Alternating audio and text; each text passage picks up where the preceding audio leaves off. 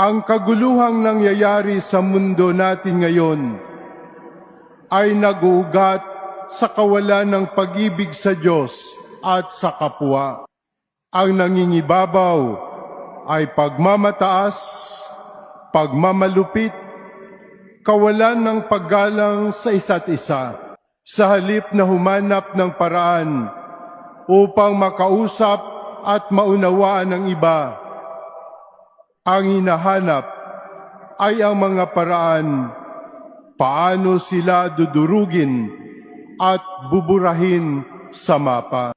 Tayong lahat nawa ay maging instrumento ng mabuting balita, maging tulay ng awat habag, maging liwanag sa mundong nababalot ng kadiliman at karahasan.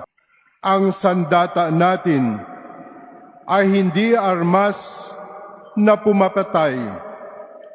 Ang hawak natin ay ang salita ng Diyos na nagbibigay buhay.